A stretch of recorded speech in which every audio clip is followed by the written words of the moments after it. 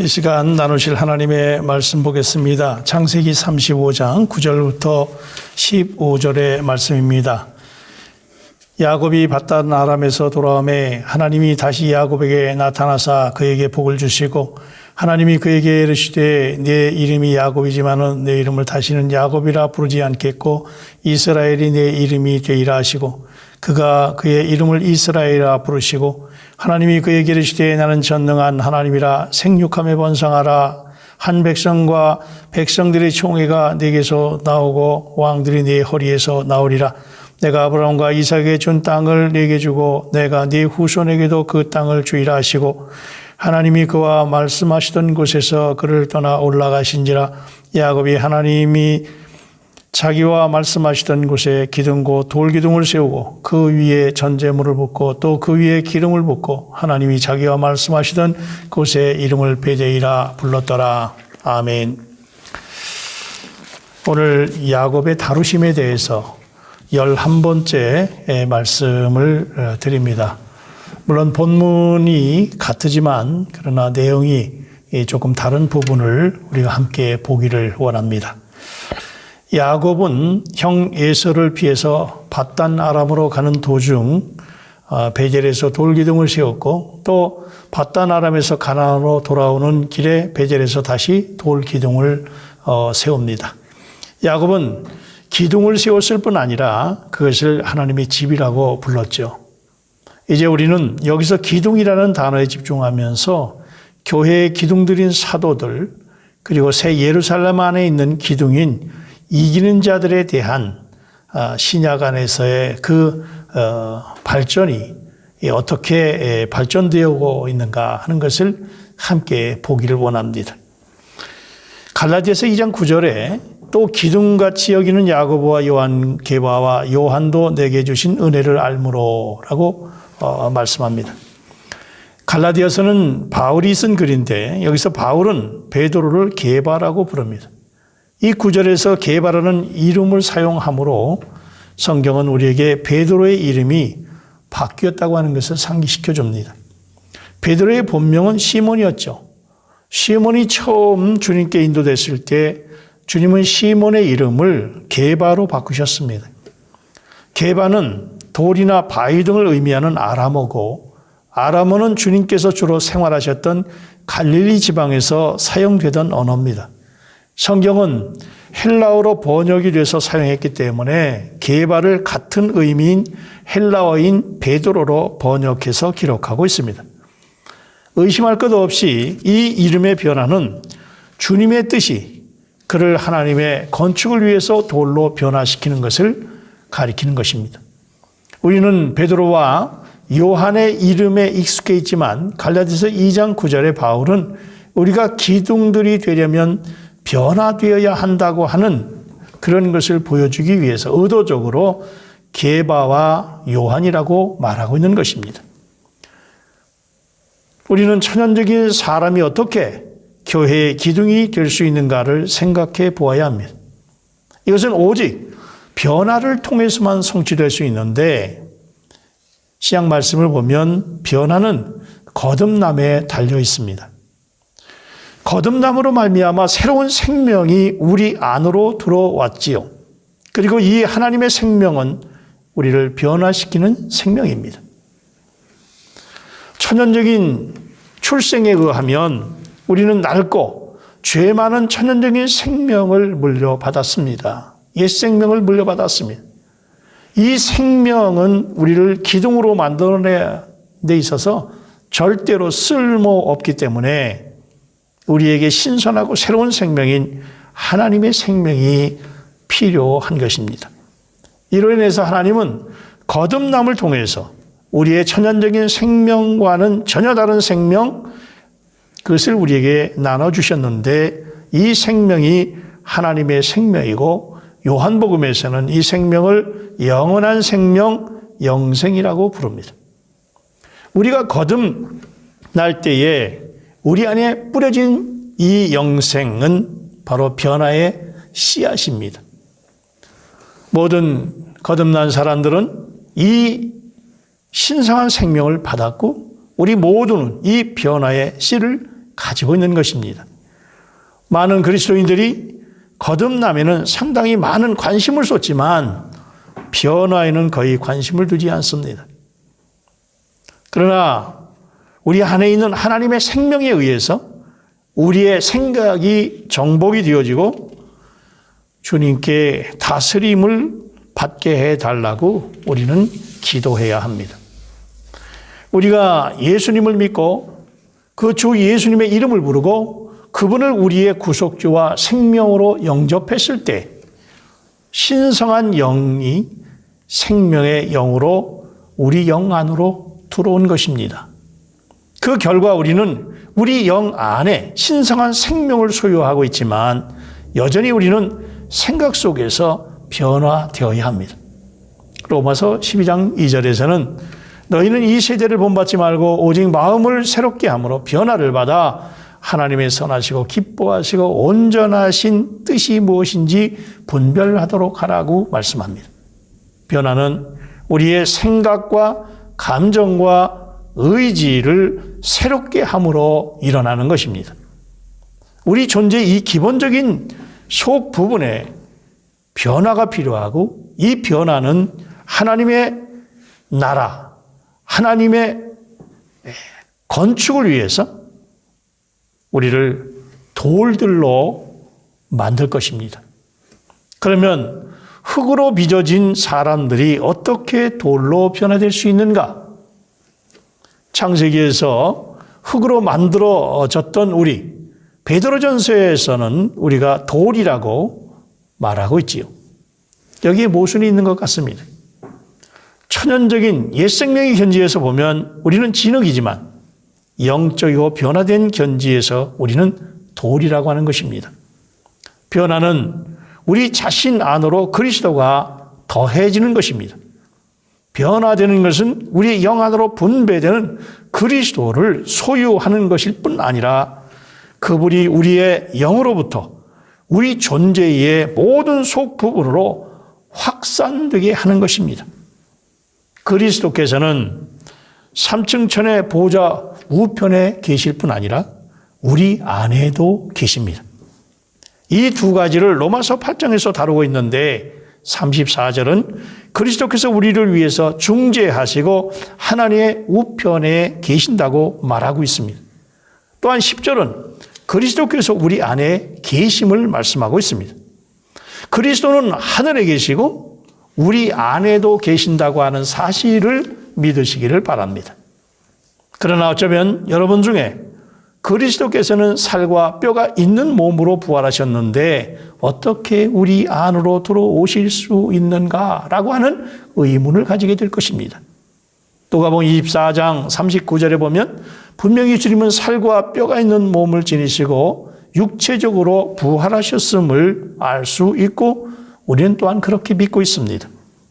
그러나 요한복음 20장 19절부터 보면 부활의 날에 뼈와 살이 있는 몸을 지니신 부활하신 그리스도께서는 문이 닫혀 있는 방으로 들어오셨습니다.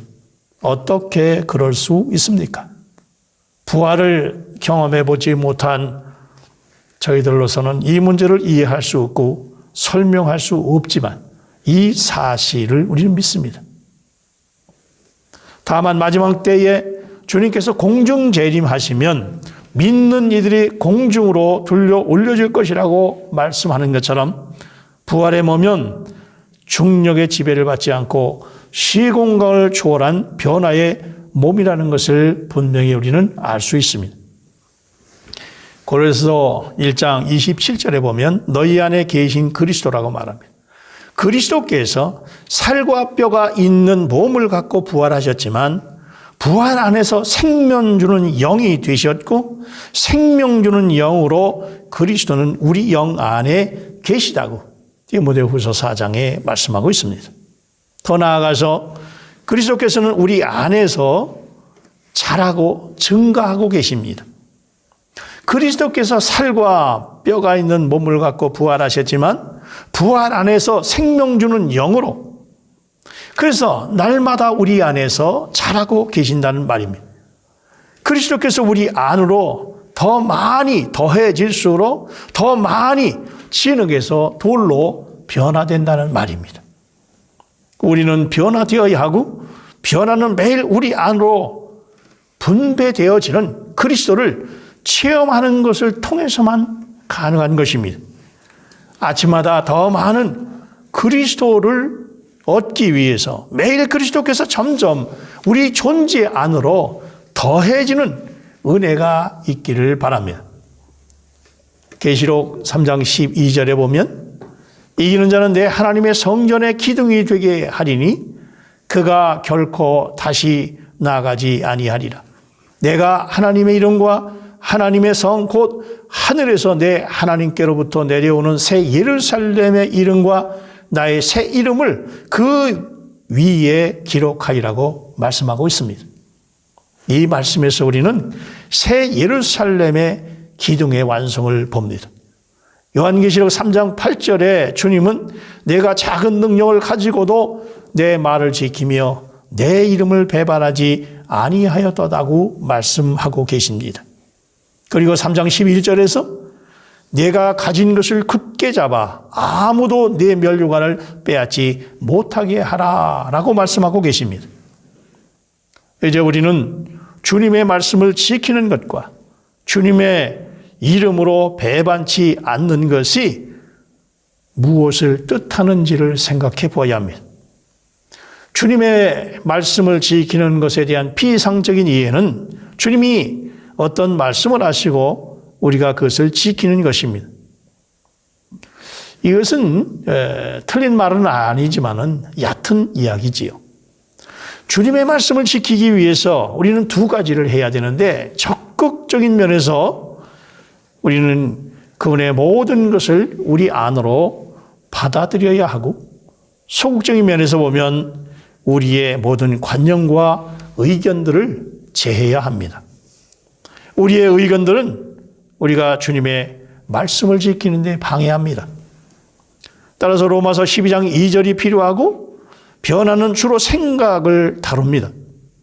우리는 우리의 관념들과 의견들의 근원인 생각을 새롭게 함으로 변화됩니다. 변화되는 것은 우리의 관념들과 의견들이 죽임을 당하는 것이지요. 즉 십자가에서 처리되는 것입니다. 그래서 사도 바울은 날마다 죽노라라고 고백한 것입니다. 그렇다면 우리가 아무런 감정이나 지식이나 느낌이 없는 마른 막대기가 되어야 하는 것입니까? 물론 아닙니다. 우리가 살아있어야 하는데 우리가 더 많이 살아있으면 살아있을수록 더 많은 의견들과 관념들로 채워진다는 데 문제가 있습니다. 변화되는 길은 주님의 말씀을 우리 안으로 받아들여서 그것을 간직하는 것입니다. 말씀은 분명하게 공표되지만 우리의 관념들과 의견들이 우리로 하여금 말씀을 간직하지 못하게 할 수도 있습니다. 따라서 우리가 주님의 말씀을 간직하려면 먼저 우리의 의견들을 내려놓아야 합니다. 그 다음에 우리 자신 안으로 더해지는 주님을 체험해야 되는 것입니다. 그러면 주님의 이름을 배반하지 않는다는 의미는 무엇입니까? 그 이름은 항상 그 사람을 나타내지요. 그래서 주님의 이름을 배반하지 않는 것은 주님의 인격을 배반하지 않는다고 하는 뜻입니다. 우리가 주님의 이름을 배반하지 않는다면 우리는 그분의 인격을 우리의 인격으로 취할 수 있습니다. 그분의 인격이 곧 우리의 명칭이 된다는 말입니다. 그리스도의 인격을 표현하는 데 실패하는 것은 사실 그분의 이름을 배반한다는 뜻입니다. 우리는 우리를 통해서 그리스도가 표현되는 그런 방식으로 살아야 합니다. 우리가 그리스도를 표현할 때 우리가 표현하는 그리스도가 다른 사람들의 말 속에서 우리의 명칭이 되는 거지요. 그들은 우리를 그리스도인이라고 말하게 될 것입니다. 이것이 주님의 이름을 배반하지 않는 것에 참된 의미가 된다는 말입니다. 주님의 말씀을 지키는 것과 주님의 이름을 배반하지 않는 것은 우리의 의견들과 관념을 버리는 것, 주님의 말씀을 우리 안으로 받아들이는 것, 주님 자신을 더욱 많이 얻는 것을 의미합니다. 그렇게 할 때에 우리는 그분의 인격을 살아낼 수 있는 것이지요. 주님의 말씀을 지키는 것은 그분이 우리 안에 터를 잡으실 수 있도록 우리의 관념과 의견들을 내려놓고 그분을 우리 자신 안으로 받아들이는 것을 의미하는 것이고, 그분의 이름을 배반하지 않는 것은 그분이 우리의 명칭이 되도록 그리스도의 인격으로 살아내는 것입니다. 계시록 3장 12절에서 주님은 내가 하나님의 이름과 하나님의 성 곧 하늘에서 내 하나님으로부터 내려오는 새 예루살렘의 이름과 나의 새 이름을 그 이 위에 기록하리라 말씀하셨습니다. 계시록에서 그리스도께서는 하나님을 내 하나님이라고 부르시지요. 이것은 계시록에서 주님이 하나님의 경륜을 성취하기 위해서 하나님께서 보내신 자로 보내심을 받은 자의 위치에 서 있기 때문입니다.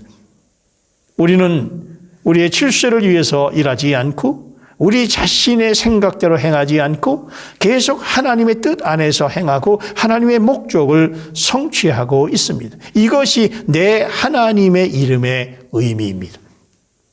주님은 또한 하나님의 성, 새 예루살렘의 이름을 이기는 자 위에 기록하리라고 말씀하셨습니다. 이 성으로 건축된 모든 사람들은 사복음서에서 계시된 예수님과 같은 사람들입니다. 그들은 그들 자신의 뜻대로 행하지 않고 하나님의 뜻대로 행합니다. 오직 이와 같은 사람만이 하나님의 성 곧 새 예루살렘의 이름으로 불리울 자격이 있게 된다는 말입니다.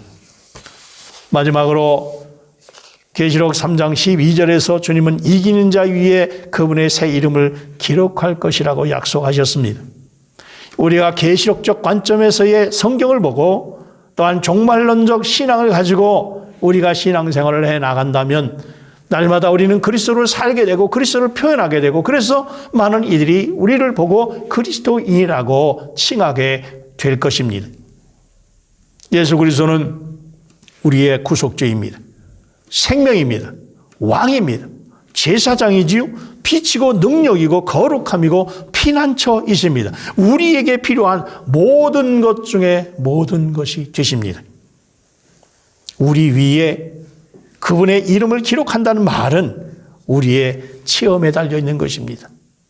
우리가 어떠한 일을 만날 때에 어떻게 주님을 체험하는가? 우리가 그분을 구속주로, 때로는 생명으로, 왕으로, 빛으로, 능력으로, 거룩함으로, 피난처로 체험하면 할수록 그분은 우리에게 더욱 새로워질 것이고 그분의 이름이 우리 위에 더 많이 기록될 것입니다. 생명과 빛, 겸손과 인내, 사랑이신 그리스도가 또한 우리 위에 기록될 것입니다. 우리가 기둥들이 되려면 우리 안으로 거듭거듭 더해지는 그리스도를 체험함으로 말미암아 변화되어야 합니다.